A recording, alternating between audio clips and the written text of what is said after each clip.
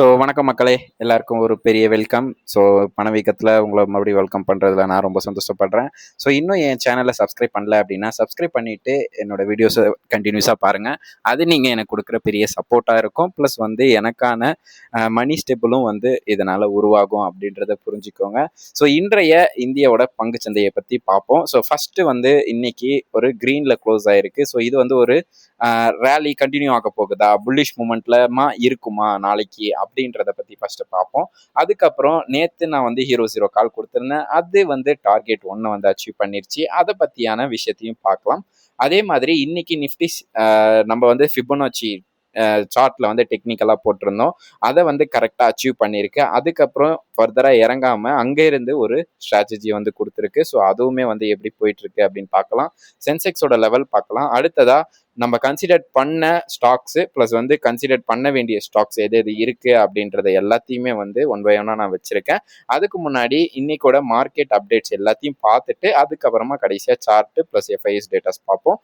இன்னைக்கு மார்க்கெட் பார்த்தீங்க அப்படின்னா அரௌண்ட் ஒரு 1.5% இன்னைக்கு இன்க்ரீஸ் ஆயிருக்கு. இதுதான் ஃபர்ஸ்ட் நியூஸாக நான் பார்த்தேன். அதில் பார்த்தீங்க அப்படின்னா மார்க்கெட் ஓவர்வியூவில் சென்செக்ஸ் பார்த்தீங்க அப்படின்னா 889 பாயிண்ட்ஸ் இன்னைக்கு இன்க்ரீஸ் ஆயிருந்தது. நிஃப்டி 50 பார்த்தீங்க அப்படின்னா 285 பாயிண்ட் இன்னைக்கு நல்ல ஒரு ஹையில் இருந்தது. அதே மாதிரி வேல்யூ அப்படின்றது பார்த்தீங்க அப்படின்னா வால்யூம் 10 டேஸில் பார்த்தீங்க அப்படின்னா ஸ்ட்ராங் ரேலி இன்னைக்கு தான் வந்திருக்கு. இதை எப்படி பார்க்கணும் அப்படின்னா ஜியோ பொலிட்டிக்கல் டென்ஷன் கொஞ்சம் கம்மியாக இருக்கு. இன்னைக்கு ஒரு பேச்சுவார்த்தை இருக்கு அப்படின்றதால மார்க்கெட்டை ஓரளவுக்கு சஸ்டெயின் பண்ணியிருக்காங்க. இன்னைக்கு கண்டிப்பா எஃப்ஐஐஸ் பை பண்றதுக்கான வாய்ப்பு அதிகமா இருக்கு அப்படின்னு பாக்குறேன். பிகாஸ் ஆஃப் நேற்று 8000 கோடிக்கு மேல வித்திருந்தாங்க. இன்னைக்கு அதை பார்க்கும்போது ஒரு ஆஃப்டர் ரேலி தான் நான் பார்த்துட்டு இருக்கேன். அடுத்ததா மார்க்கெட் ரேலிக்கான ரீசன் என்னென்ன அப்படின்றது எல்லாத்தையும் பார்த்துடலாம். மார்க்கெட்டுக்கான reason first war tension erase ஆயிருக்கு, அதாவது குறைஞ்சிருக்கு. ஈரான், இஸ்ரேல் அண்ட் யூஎஸ் இந்த 3 பேருமே ஒரு கான்ஃபிளிக்டான ஸ்டெபிலிட்டியோட இப்போ சண்டை போட்டுக்கிட்டு இருக்காங்க. அதனால மோஸ்ட்லி இன்னைக்கு ஒரு மீட்டிங் இருக்கிறதால முடிஞ்ச அளவுக்கு ஈரானை அவங்க கண்ட்ரோல் கொண்டு வந்துட்டாங்க அப்படின்னா கண்டிப்பா இன்னைக்கு மார்க்கெட் அடுத்த ரேலியை நோக்கி போகும். பிகாஸ் ஆஃப் ஒரு கேப் அப்பே எங்கேயுமே இல்லை, எல்லாமே கேப் டவுன் இருக்கு. அந்த கேப் டவுனை கண்டிப்பா ஃபில் பண்ணோம் அப்படின்றது நல்லாவே தெரியுது ஸ்டாக் மார்க்கெட்டை பொறுத்த வரைக்கும். அதனாலதான் நம்ம ஆட் ஆன் டிப்ஸ் அப்படின்னு சொல்றோம். அதாவது குறைஞ்ச விலையில நீங்க டிப்ல வாங்கணும் அப்படின்னு சொல்றதுக்கான ரீசன் இதுதான். அதுபடிதான் இப்போ நடந்துட்டு இருக்கு அப்படின்றதும் நம்ம பார்க்கணும். அதே மாதிரி அதாவது ஆயில் பிரைஸ் பாத்தீங்க அப்படின்னா ஸ்டெபிள்ஸா இருக்குங்க. அதாவது எப்படி சொல்றது அப்படின்னா கச்சா எண்ணெயோட விலை ரொம்ப ஒரு உயரத்துல இருந்தது, உச்சத்துல இருந்துச்சு. அதை இப்ப கொஞ்சம் கிளியர் பண்ணியிருக்காங்க அப்படின்ற மாதிரி சொல்லியிருக்காங்க. பிகாஸ் ஆஃப் நம்மளுக்கு ஆயில் தட்டுப்பாடு ஆச்சு அப்படின்னா நம்ம ரஷ்யா கிட்ட போயிடுவோம் அப்படின்றத நல்லாவே ஜியோ பொலிட்டிக்கலா யூஎஸ்க்கு நல்லா தெரியும். அதனால ஓரளவுக்கு மொமெண்டம் ஸ்லோவா இருந்தாலும் ஓரளவுக்கு ரேலி கொடுக்குது ஆயில் பிரைஸ் அப்படின்றத புரிஞ்சுக்கோங்க. அதனாலையும் மேலே ஏறி இருக்கு. அதே மாதிரி டிஐஸ் ஸ்ட்ராங்கா பை பண்ணிக்கிட்டே இருக்காங்க. பட் ஆனால் மார்க்கெட்டை அவங்களால சஸ்டெயின் பண்ண வைக்க முடியலனாலும் அவங்க கிட்ட இருக்கிற சிப் அமௌண்ட்டை வச்சு பேலன்ஸ்டா போயிட்டு இருக்காங்க. டிஐஸ் அப்படின்னும் போது தான் அதுல இருந்து ஒரே ஒரு நான் ஒரு சின்ன ஒரு ஸ்டோரியை சொல்லணும்னு நினைச்சேன். எனக்கு பேங்க்ல ஒரு மேனேஜர் தெரியும். அவர் ஒரு இன்ஸ்டியூட்ல ஒர்க் பண்ற பேங்க்ல ஒர்க் பண்றாரு. அவர்கிட்ட நான் டிஸ்கஸ் பண்ணும்போது அவர் சொன்ன ஒரே ரீசன் தான், இந்த 1 இயர் ஃபுல்லாவே இந்த மாதிரியான கன்சல்டேஷன்ல தான் இருக்கும் மார்க்கெட்டு. இந்த டைம்ல நீங்க ஈக்விட்டியில சிப் பண்றது அப்படின்றது பெஸ்ட் மெத்தடா இருக்கும் அப்படின்ற மாதிரி சொல்லிட்டு இருந்தாரு. அதை ஃபாலோ பண்றவங்க கண்டினியூவா பண்ணிக்கிட்டே இருங்க அப்படின்றது தான் என்னோட கருத்து. இப்போ நீங்க ஈக்விட்டியில சிப் பண்ணும்போது என்ன ஆயிடுது அப்படின்னா நல்ல ஒரு லோ பிரைஸ்ல நீங்க சிப் பண்ண ஆரம்பிக்கிறீங்க. அது ஒரு ஹை பிரைஸ்ல வருது. உங்களுக்கு அங்கே சாட்டிஸ்ஃபை இருந்துச்சு அப்படின்னா நீங்கள் செல் பண்ணிட்டு வரலாம். இல்லைன்னா அங்கேயுமே கண்டினியூஸாக நீங்கள் சிப் பண்ண ஆரம்பிக்கலாம். மறுபடியும் லோ வரும், அந்த லோவில் நீங்கள் மறுபடியும் சிப் பண்ணுவீங்க. மறுபடியும் அடுத்த ஹை வரும்போது உங்களுக்கான ரிட்டர்ன் பார்த்தீங்க அப்படின்னா டபுள் ட்ரிபிளாக இருக்கும். அது ஒரு பெரிய ஒரு நம்மளுக்கு ஒரு ப்ளஸ்ஸாக இருக்கும். பட் ஆனால் இது 1 or 2 இயர்ஸ் இன்வெஸ்ட் பண்ணுவீங்க ரெகுலராக அப்படின்றவங்களுக்கு இந்த சிப்பு ரொம்ப யூஸ்ஃபுல்லாக இருக்கும் அப்படின்றது புரிஞ்சுக்கோங்க. அடுத்ததா குளோபலா பாத்தீங்க அப்படின்னா ரீபவுண்ட் ஆயிருக்கு. ஏன் அந்த ரீபவுண்ட் அப்படின்னா மெயினா இந்த ரஷ்யா ஈரான் இஷ்யூ இப்போ குறைஞ்சிருக்கு அப்படின்றதால ஓரளவுக்கு குளோபலா பாத்தீங்க அப்படின்னா ரீபவுண்ட் ஆயிருக்கு. ஸோ ஏஷியன் மார்க்கெட் எல்லாமே வந்து ஓரளவுக்கு ரீபவுண்ட் ஆயிருந்தது. ஸோ அடுத்ததா பாத்தீங்க அப்படின்னா செக்டார் பர்ஃபார்மன்ஸ் பார்ப்போம். செக்டார் பர்ஃபார்மன்ஸ்ல நம்மளுக்கு இன்னைக்கு நல்ல ஒரு ஸ்ட்ராங்கா கொடுத்தது என்ன அப்படின்னா 4% உயர்ந்துருச்சு, மெட்டல் தான். ஸோ அடுத்ததா ஆட்டோ ஸ்டாக்ஸ் வந்து ஒரு 4% உயர்ந்துச்சு. அடுத்ததா சிபிஎஸ்இ அதுவும் வந்து ஓரளவுக்கு நல்ல ஒரு உயர்வு கொடுத்திருந்தது. பேங்கிங் செக்டார்ஸ் வந்து நியூட்ரலா இருந்துச்சு. ஏன்னா பேங்கிங் செக்டார்லாம் போட்டு பொழந்து எடுத்திருந்தாங்க, வெரி செல்லிங் ப்ரெஷர்ல இருந்தது. இன்னைக்கு கொஞ்சம் ஓரளவுக்கு ப்ரெஷர் கம்மியாயிருக்கு. பட் ஆனால் இந்த ஐடி ஸ்டாக்ஸை நம்ம சொல்லியே ஆகணும். ஐடி ஸ்டாக்ஸ் வந்து மோஸ்ட்லி ஒரு இன்னொரு 6 மந்த்துக்கு வந்து கண்டினியூவா ஒரு செல் ஆஃப்ல தான் இருக்கும் அப்படின்றது வந்து நல்லாவே புரியுது. பிகாஸ் ஆஃப் இந்த ஆந்த்ரோபிக் ஆகட்டும், இல்லை வந்து ஐடி வந்து ஒரு ஸ்டெபிளா இல்லை, ஒரு கன்ஃபர்மேஷன் இல்லாம இருக்கு, ஒரு கிளாரிட்டி இல்லாம இருக்கு ஐடி கம்பெனிஸை பொறுத்த வரைக்கும். ஸோ அதனால தான் மார்க்கெட்ல வந்து அதை வந்து போட்டு கீழே அடிச்சு தள்ளிக்கிட்டே இருக்காங்க. ஸோ இன்னைக்கும் வந்து ஐடி செக்டார் வந்து ஒரு 1.5% கீழே விழுந்திருக்கு. அப்புறம் பார்த்தீங்கன்னா அப்படின்னா லாஸ்டா வந்து ஆயில் அண்ட் கேஸ். ஸோ அதுவும் வந்து இப்போ ப்ரெஷர்ல இருக்கு. பிகாஸ் ஆஃப் ஆயில் தட்டுப்பாடு வந்துச்சு அப்படின்னா ஆயில் ப்ரைஸ் வந்து இன்க்ரீஸ் பண்ணணும். இன்க்ரீஸ் பண்ணலை அப்படின்னா அவங்களுக்கான லாபம் வந்து கம்மியாயிடும் அப்படின்றதால இன்னைக்கு டாப் கெய்னர்ல இருந்த ஸ்டாக்ஸ் எல்லாத்தையும் பார்ப்போம். ஸோ அதுல வந்து ஃபர்ஸ்ட் அதானி போர்ட் தான் இருக்கு. ஸோ இதுதான் வந்து 5.5 இன்னைக்கு வந்து நல்ல ஒரு ஹையை கொடுத்திருந்தது. அடுத்ததா இண்டிகால். ஸோ மெட்டல் ஸ்டாக்ஸ் 4% வந்து இன்னைக்கு நல்ல ஒரு ரேலியை கொடுத்திருந்தது. எல்என்டி சொல்லியே ஆகணும். எல்என்டி வந்து நல்ல ஒரு வாய்ப்பு ஷார்ட் டேர்ம் ட்ரேடருக்கு. பிகாஸ் ஆஃப் எல்என்டி வந்து ஒரு 9 to 8% கிட்ட வந்து கீழே விழுந்திருந்தாங்க. இப்போ அதுல இருந்து 4% ரெக்கவரி ஆயிருக்கு. ஸோ ஒரே டேல ஒரு 180 ரூபா வரைக்கும் ரெக்கவரி ஆயிருக்கு. ஒரு நல்ல விஷயமா நான் பாக்குறேன் எல்என்டியை பொறுத்த வரைக்கும். அதே மாதிரி டாடா ஸ்டீல் வந்து மெட்டலுக்கு இன்னைக்கு வந்து ஒரு நியூஸ் வந்திருக்கு. ஸோ அதனால வந்து ஸ்டீல் கம்பெனிஸ் எல்லாமே வந்து ஒரு பர்ஃபார்ம் பண்ணிருக்கு அப்படின்னு தான் சொல்லணும். டாடா ஸ்டீலும் ஒரு 3.5% வந்து இன்னைக்கு நல்லா ஒரு உயரத்துல இருந்தது. பட் ஆனால் ஸ்டாக்கோட ப்ரைஸ் அப்படின்றது அரௌண்ட் 200க்குள்ள தான் இருக்கு. டாடா ஸ்டீல் இன்னைக்கெல்லாம் ஒரு 3.5% அப்படின்னும் போது நல்ல நிறைய குவான்டிட்டி வாங்கி நீங்க சம்பாதிக்கிறதுக்கான வாய்ப்பு அதிகமா இருந்திருக்கும். எம்என்டம் சொல்லியாகணும். ஆட்டோ ஸ்டாக்ஸ் இதுவுமே வந்து ஒரு ஆல் டைம் ஐயை நோக்கி போயிட்டு இப்போ வந்து ஒரு கன்சல்டேஷன் ஜோன்ல இருந்துச்சு. பட் ஆனால் மறுபடியும் நான் ஆல் டைம் ஐயை தான் நோக்கி போகேன் அப்படின்ற மாதிரி 4.5% இன்னைக்கு வந்து எம்என்டம் வந்து ஒர்க் பண்ணியிருக்கு. ஸோ டாப் லூசர் வந்து நம்ம பார்ப்போம். நிஃப்டி 50க்குள்ள இருக்கிற டாப் லூசர்ல ஃபர்ஸ்ட் வந்து பாத்தீங்க அப்படின்னா பஜாஜ் ஃபினான்ஸ் தான். ஸோ ஒரு 3% வந்து இந்த பஜாஜ் ஃபினான்ஸ் விழுந்துருந்துச்சு. ஸோ இவங்க வந்து ஸ்பிரிட் பண்ணதுல இருந்தே ஒரு பெரிய ரேலி கொடுக்கல. பட் ஆனால் பஜாஜ் ஃபினான்ஸை பொறுத்த வரைக்கும் ஒரு ஏற்றம் ஏற ஆரம்பிச்சிச்சு அப்படின்னா அது பெருசா ஏறி நல்ல ஒரு ஏற்றமா இருக்கும். ரேலி கண்டினியூ ஆகிட்டே இருக்கும் இதுல. ஸோ நல்ல வாய்ப்பு கிடைக்குதா அப்படின்றத நம்ம பார்த்துக்கிட்டே இருப்போம். ஸோ பார்த்துட்டு பஜாஜ் ஃபினான்ஸை வந்து நம்ம வாங்கலாமா வேணாமான்னு யூஸ் பண்ணுவோம். இண்டஸ்இண்ட் பேங்க். ஸோ இண்டஸ்இண்ட் பேங்கை பொறுத்த வரைக்கும் ஒரு 1.5% வந்து கீழே விழுந்திருக்கு. இந்த இண்டஸ்இண்ட் பேங்கை நம்ம ஆல்ரெடி நிறைய வாட்டி பேசியிருக்கோம் நம்ம பழைய வீடியோஸ்லாம். ஸோ இப்போ வந்து பார்த்தீங்க அப்படின்னா இண்டஸ்இண்ட் பேங்க் ஒரு ப்ரெஷர்ல இருக்கு அப்படின்றது தான் சொல்லணும். ஒரு 1.5% வந்து கீழே விழுந்துருந்துச்சு. அடுத்ததா ஹெச்டிஎஃப்சி பேங்க் தான். ஸோ ஹெச்டிஎஃப்சி பேங்க் வந்து ஒரு 1.5% கீழே விழுந்துருந்துச்சு. டெக் மகேந்திரா வந்து ஒரு 1% விழுந்துருந்துச்சு. ஸ்ரீராம் ஃபினான்ஸ் வந்து ஒரு 0.25% விழுந்துச்சு. பிகாஸ் ஆஃப் இந்த கோல்டு கீழே விழுறதால. அடுத்ததா குளோபல் மார்க்கெட்டை பார்ப்போம். ஸோ குளோபல் மார்க்கெட்ல இன்னைக்கு என்ன சொல்ல வராங்க அப்படின்றத பார்த்தீங்க அப்படின்னா S&P 500 அதாவது யூஎஸோட S&P 500 வந்து இன்னைக்கு ஒரு 0.9% வந்து கீழே விழுந்துருந்துச்சு. டவ் ஜோன்ஸ் வந்து ஒரு 0.8% வந்து இன்னைக்கு கீழே விழுந்துருந்துச்சு. அதாவது நேற்று நைட்டு. ஸோ இது மட்டும்தான் வந்து இம்பாக்டா இருந்துச்சு யூரோப் சைட்ல. பட் ஆனா ஏஷியன் சைட்ல பார்க்கும்போது நிக்கி வந்து அதாவது ஜாப்பனீஸோட நிக்கி பார்த்தீங்க அப்படின்னா 4% வந்து இன்க்ரீஸ்ல இருந்துச்சு. ஆங்சாங் பார்த்தீங்க அப்படின்னா ஒரு பாசிட்டிவ் மூமெண்ட் வந்து கொடுத்துட்டு இருந்தது. அதே மாதிரி ஆஸ்திரேலியாவோட ASX 200 பார்த்தீங்க அப்படின்னா ஒரு 0.38% வந்து இன்னைக்கு வந்து ஒரு உயரத்துல வந்து அடைஞ்சிச்சு அப்படின்னு தான் சொல்லணும். மார்க்கெட் ரிலேட்டடா ஏஷியன் மார்க்கெட்டை பார்க்கும்போது குளோபல் மார்க்கெட்டை பார்க்கும்போது. அடுத்ததா டெக்னிக்கல் அனலைஸ் பார்ப்போம். ஸோ ஷார்ட் டேர்மா ஒரு டெக்னிக்கலா என்னவா இருக்கு இப்போதைக்கு அப்படின்னா புல்லிஷ் மூமெண்டமுக்கு சேஞ்ச் ஆயிருக்கு. புல்லிஷ் மூமெண்டம்ல சேஞ்ச் ஆகுனதுக்கான ரீசன் வந்து ஜியோ பொலிட்டிக்கல் டென்ஷன் கிடையாது. சார்ட் படி பாத்தீங்க அப்படின்னா ஒரு ஸ்ட்ராங் சப்போர்ட்ல இருந்து ஒரு அப்பரை நோக்கி போயிட்டு இருக்கு அப்படின்றத புரிஞ்சுக்கோங்க. பட் ஆனா வாலட்டிலிட்டி அப்படின்றது வந்து ரொம்ப அதிகமா இருக்கும். ஸோ வாலட்டிலிட்டிக்கு கொஞ்சம் கூட பஞ்சம் இருக்காது அப்படின்றதையும் புரிஞ்சுக்கோங்க. ஸோ அதுபடி பார்த்தீங்க அப்படின்னா சப்போர்ட் இப்போ இருக்கிறது வந்து 24,500. ஸோ ரெசிஸ்டன்ஸ் அப்படின்றது சப்போர்ட் தாண்டி நம்ம ரெசிஸ்டன்ஸ்னு ஒரு கோடு வரைஞ்சிருப்போம். அதை தாண்டி போச்சு அப்படின்னா நல்ல ஒரு அடுத்த ரெசிஸ்டன்ஸ் என்ன இருக்குன்னா 24,800 25,000 அப்படின்றது தான் வந்து ஸ்ட்ராங் ரெசிஸ்டன்ஸ் ஜோனா இருக்கு. பேங்க் நிஃப்டியை பொறுத்த வரைக்கும் இன்னைக்கு வந்து சப்போர்ட் அப்படின்றது வந்து 47,840 இருக்கு. ரெசிஸ்டன்ஸ் அப்படின்றது 48,660 இருக்கு அப்படின்றதையும் புரிஞ்சுக்கோங்க. ஸோ கீ பிரைஸ் டேட்டா, அதாவது யூஎஸ்டி வர்சஸ் இன் ஐஎன்ஆர் அப்படின்றதுல இன்னைக்கு 92.16 அப்படின்றது இருக்கு.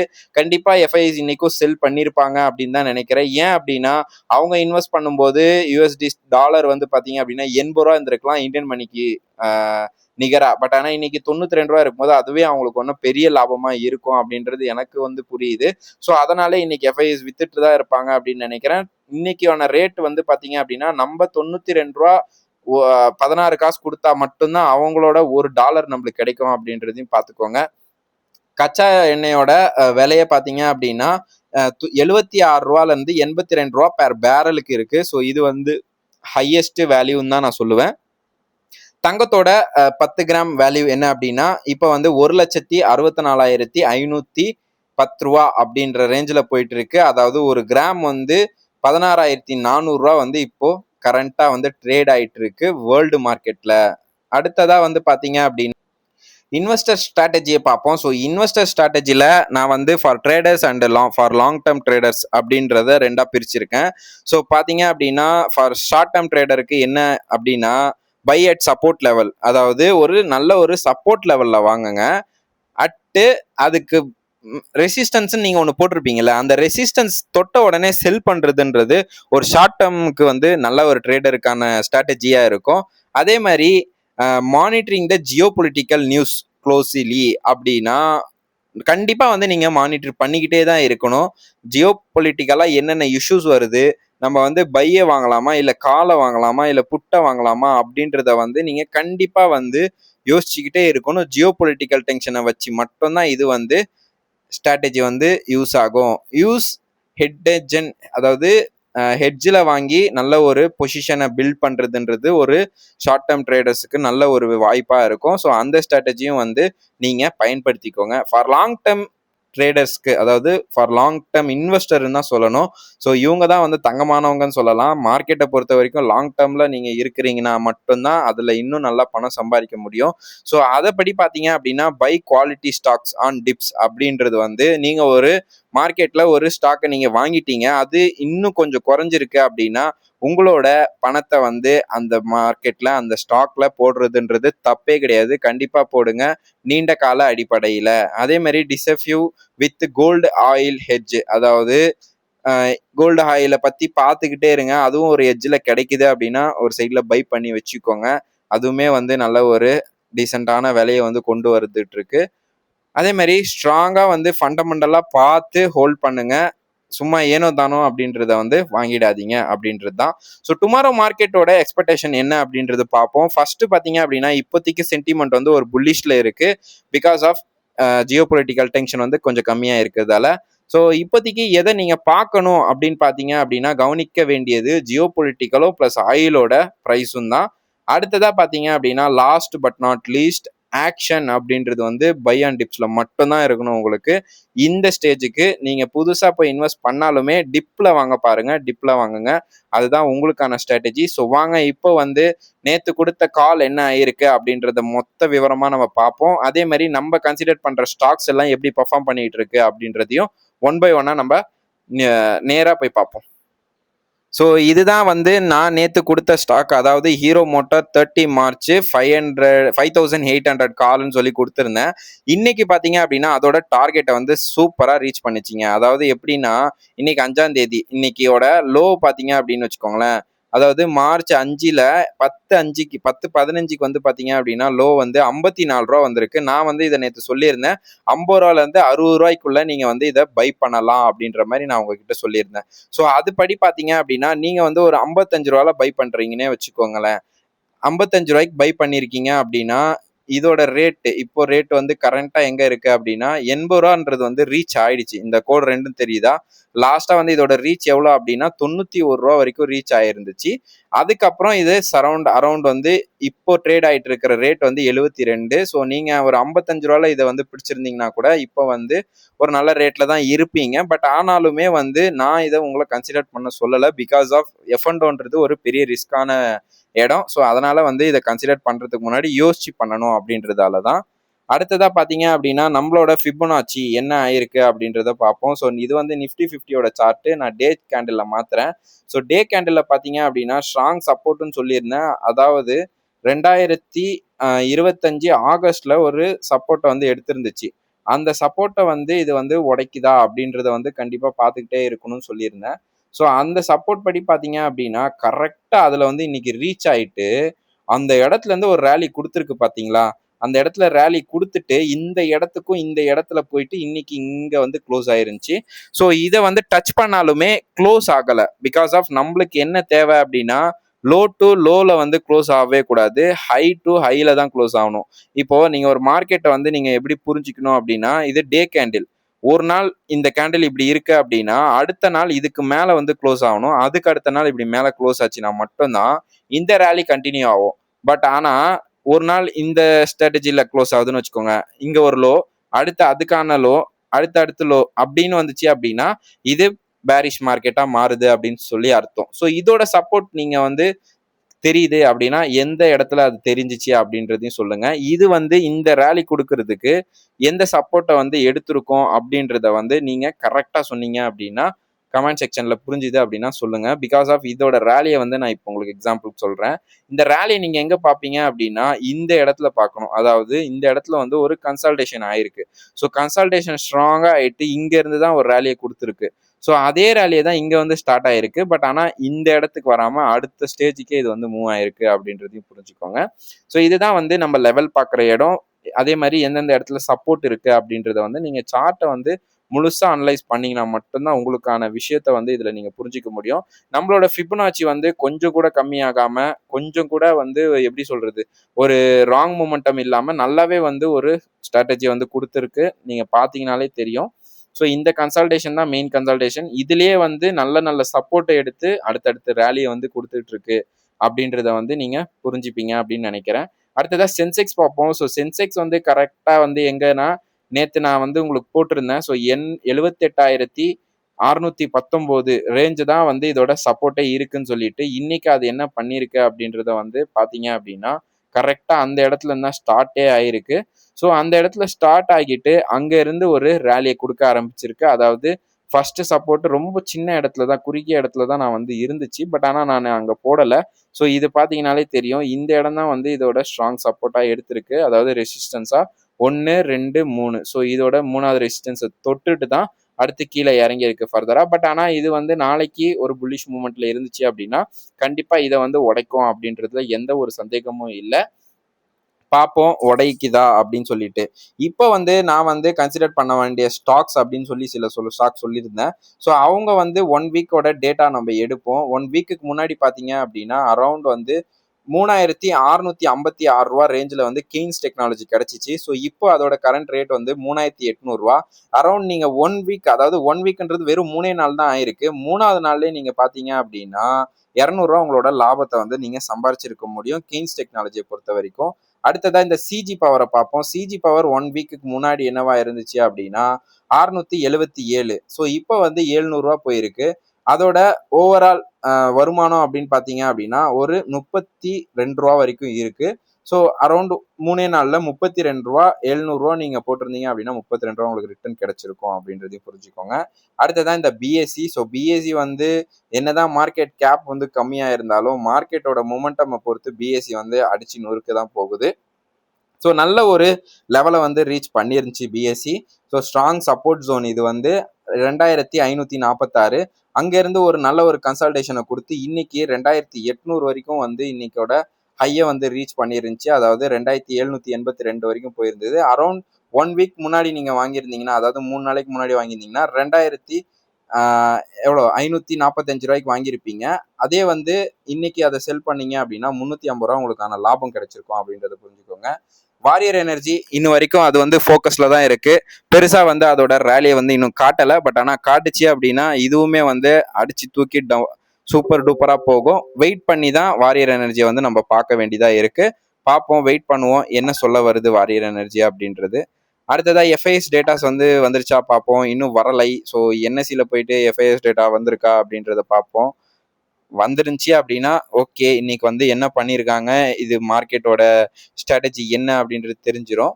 பட் ஆனால் இன்னும் வரல. ஸோ March 4 தான் காட்டிகிட்டு இருக்கு. ஸோ அதனால வந்து வெயிட் பண்ணுவோம். நான் வந்துச்சு அப்படின்னா கம்யூனிட்டியில் போஸ்ட் பண்ணுறேன். இவ்வளோ நேரம் பார்த்த உங்கள் எல்லாருக்கும் பெரிய நன்றி. தேங்க்யூ.